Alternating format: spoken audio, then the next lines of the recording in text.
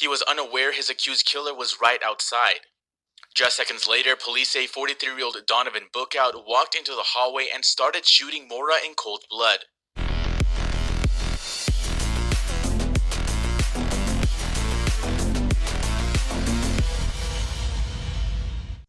Security guard news, Advanced Security, Jay Gutierrez here. Today we have the death of another security guard. His name was Daniel Mora.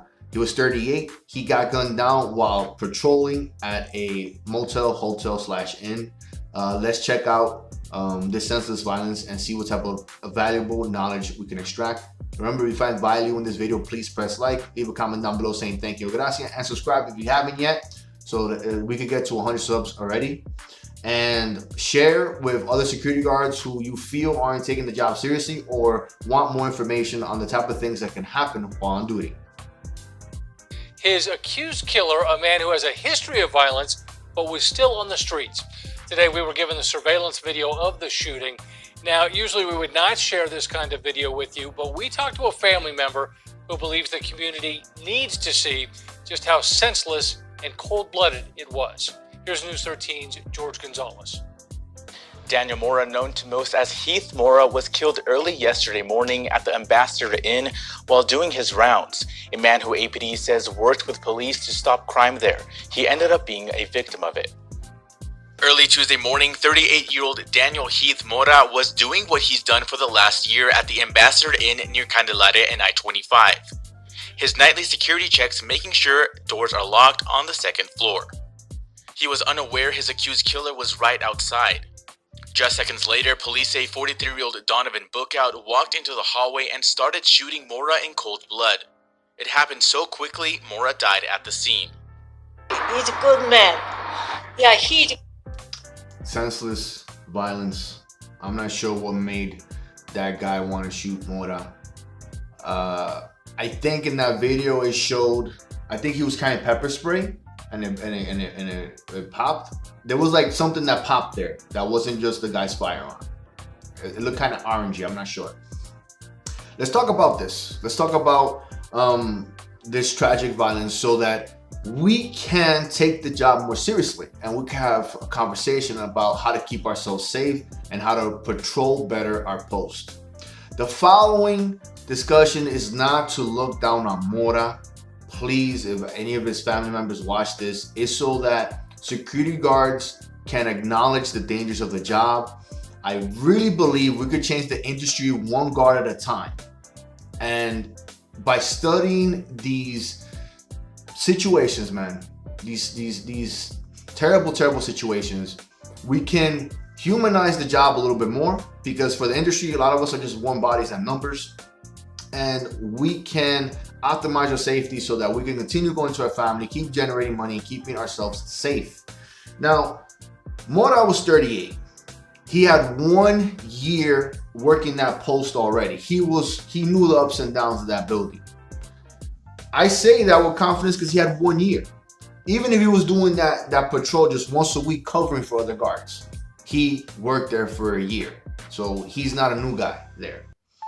Next, he had 15 years doing security guard detail, working the security guard field. He's a veteran to me because I've only been working security for like, I think 6 or 7 years. I'm not sure anymore. But I'm not there yet. I'm not at the decade mark. Mora was patrolling the hotel, making sure the doors were locked. And that was the weakness in the standard operational procedure he had. Standard operational procedure he was performing. And the reason I say it was the weakness was because he was checking to make sure doors were locked. And it was that guy who bypassed that door. Now, maybe I'm assessing this incorrectly. I'm not sure. You tell me in the comment section down below. I'm not perfect and I only have so much information. I've worked hotel security and I understand every post is different, they have different procedures. Every state has different laws because of fire safety and stuff like that. When I did hotel security, there was times I was working by myself or with other people. After 5 o'clock, I had no backup. It was me, myself, and I. I was the one-man team. When I would have to patrol a 20-story hotel / residential building, I would lock the lobby door. That was our protocol. Now, they allowed guests to still exit the building. If there was an emergency, they still had access to the fire doors, the emergency exits. And if you were a guest, you still had access to coming into the building because you still had your keys. Or you had a fob or whatever it was, electric key. Now, if you were not checked in that hotel/residential building I used to work in, you would have to wait anywhere between 5 to 15 minutes while I was patrolling and doing my thing. Why was that? Because there's nobody there. And we're not just going to leave the door open, giving access to everybody. Why am I saying that? It's because, I'm aware that not every place is the same. But this guy came in through the entrance or through an exit. I can't tell by the video. But he came through a door. Was there ever a dialogue for him to be able to lock that door while he was patrolling? I don't know, right? The reason I'm saying that's because maybe you're in a situation where you can lock the door and you haven't done it yet.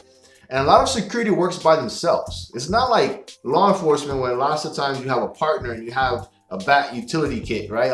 For the most part, like 80% to 87% of security guards in the US are unarmed. And when I mean unarmed, I mean no firearm.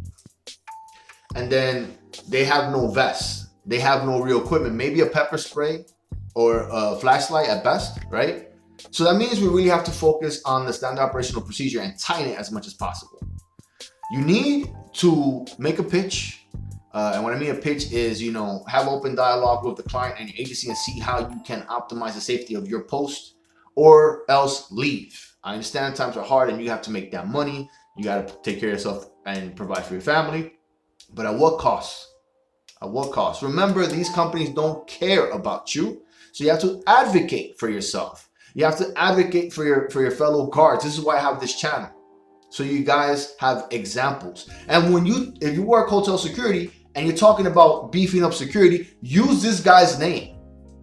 Daniel Mora was killed in March while he was patrolling a hotel. And I don't want that to be me or any other guard working this post. And that's how you start off the conversation. You have to be willing to talk. You have to be willing to make risk assessments, security assessments, and tell them the pros and cons of what you're doing. And then you also have to give some time for them to interpret it, all the information you provided them, and then have to test it out as well at your post. That's it, guys. If you found value in this video, please press like, leave a comment down below saying thank you or gracias, telling me about your posts, your thoughts, your feelings, and subscribe if you haven't yet. I think this channel provides a much needed information that humanizes the security guard experience and the job, so that we can protect ourselves and our loved ones and our posts. Take care of yourself, love yourself, wipe down your workstation, get some PPE, get some training, and adios, ciao, lo quiero mucho.